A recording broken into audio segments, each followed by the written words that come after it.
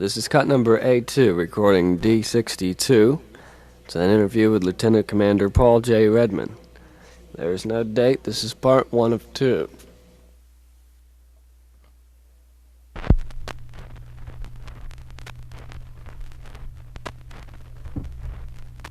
Hello, America.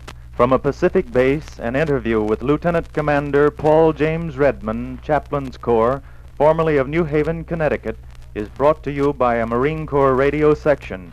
This is Marine Private First Class Eugene E. Whitworth speaking. Father Redmond served as a radio man in the First World War. He graduated from Providence College, Providence, Rhode Island, took his Doctor of Philosophy degree from the Catholic University, Washington, D.C., and was ordained a Dominican priest. He became a Marine Corps chaplain early in 1942. He was awarded the Army Legion of Merit after serving as chaplain of the Marine 1st Raider Regiment on New Georgia Solomon Islands.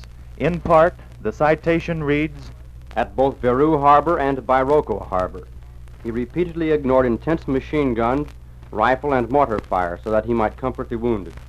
Throughout both actions, Chaplain Redmond's calm demeanor and his willingness to proceed to any point, however dangerous, where his presence was needed, were a constant inspiration to his men."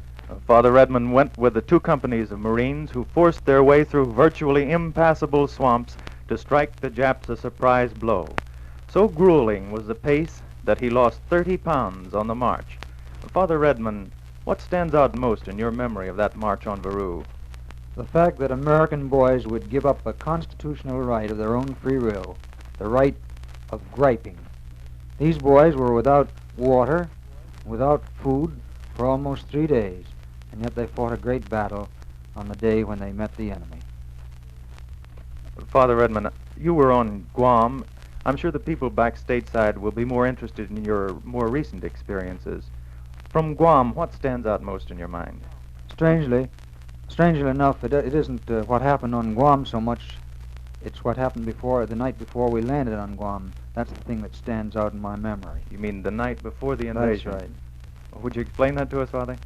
Well, you see, people back home expect that there's a great deal of excitement the night before an invasion or when you're preparing for an invasion. Perhaps there is, but these boys don't show it. They've been trained, in the last word, in physical training, and they're prepared spiritually for anything that they may meet. So that the night before, they play cards, and perhaps when I'm not around, they shoot a little crap, read mystery stories, and these comic magazines that they're so fond of. Well, were there many butterflies in the stomachs that you noticed? How about your own?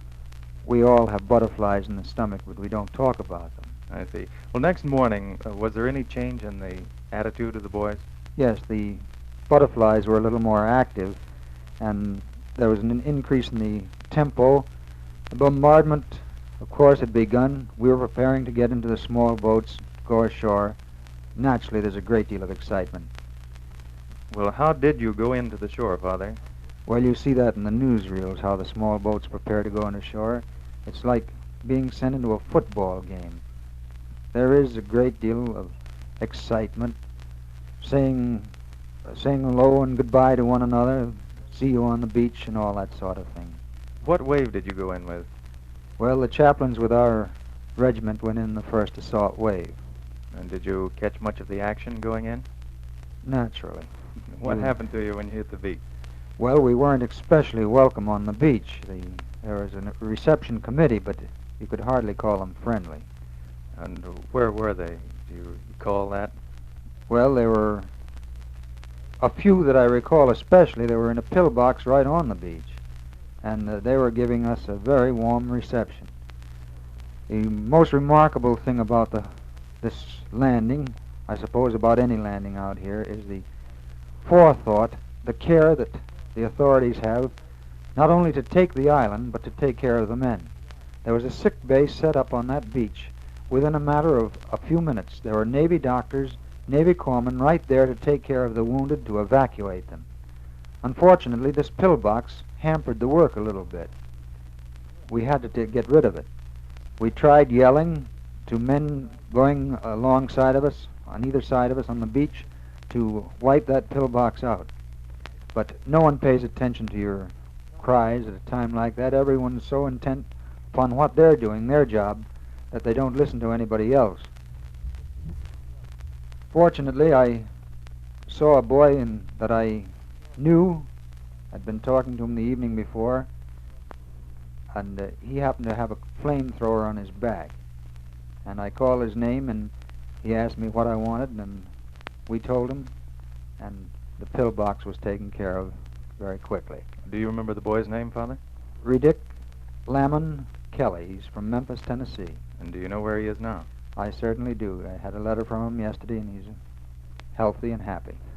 Well, back to your own job a little bit. What do the chaplains do mostly, just as they go in on the beachhead? What job do they take up? The chaplain, when he makes a landing with the Marines, does everything but fight.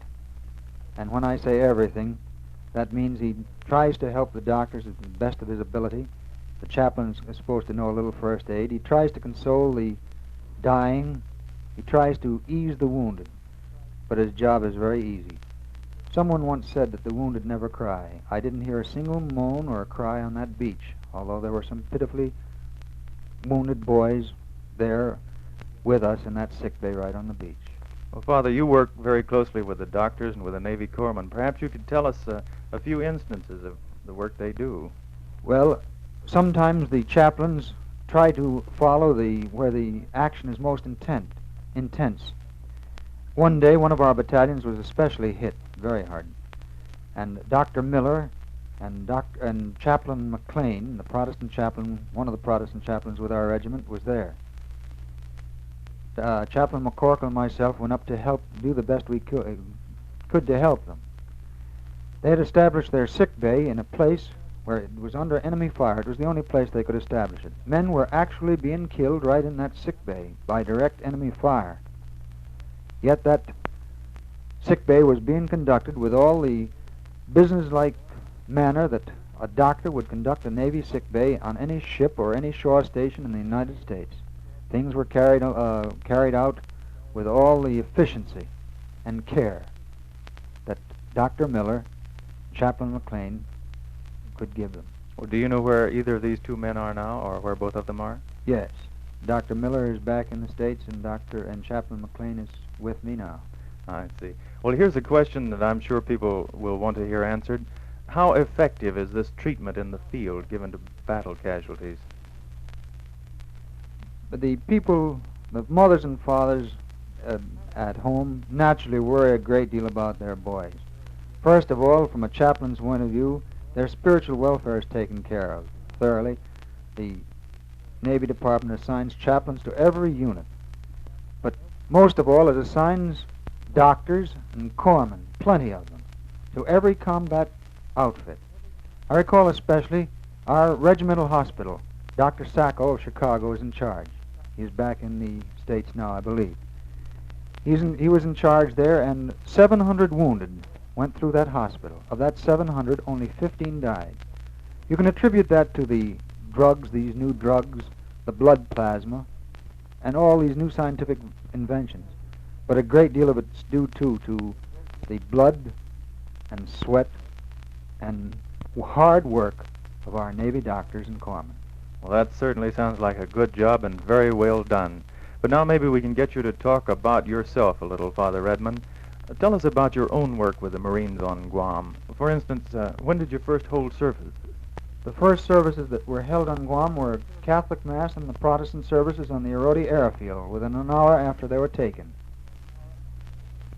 This was done at the request of the commanding officer and the men themselves. It was a Sunday morning. And was it just after the field had fallen? You say perhaps there were still live Japs around somewhere. There certainly were. During the service, I turned around to bless the congregation and found my congregation lying flat on their stomachs. I added an extra prayer during the service. That must have been a very ticklish situation. Do you run into them very often in the field? Yes, the following Sunday, Chaplain McCorkle was conducting Protestant services when the Japs opened fire on his service, and his congregation fell flat. He continued his sermon after making the remark that he thought it was probably Chaplain Redmond and some of his altar boys trying to sabotage his service. Well, apparently there's quite a good deal of humor on the battlefield. Can you recall any other instances of it? Yes, I certainly can. This war has been a sad thing. All wars are sad. But if it wasn't for the humor of the American boys, it would be impossible. For instance, I was walking down a trail one Sunday morning when we were going out the northern peninsula, and we were pushing the Japs. They were moving rather rapidly, and so we had to move rapidly. The boys were eating their rations out of tins, and I said to them, Sunday morning, fellas, can't have a long service, but I believe we ought to have at least some sort of a sermon. So I said Sherman was right. And I started to walk away, feeling rather pleased with myself and my wit. One of the boys stopped eating long enough to say, Father, Sherman never left the States. That sounds like good humor, all right. Well, Father Redmond, before you go into action, what do you talk to the boys about? As a Marine chaplain, I give them the Marine Creed. It's not just flag waving. The Marines really believe this stuff, and I do too. The Marine Creed is, never let another Marine down. I tell those boys I repeat that creed that they learned in boot camp. They know that when they go ashore, that if they're wounded, they won't be abandoned. There'll be corpsmen there to take care of them. That if they're cut off or isolated, if there's another live Marine on that island, he'll fight his way to that wounded man or to that isolated man. A Marine never lets another Marine down.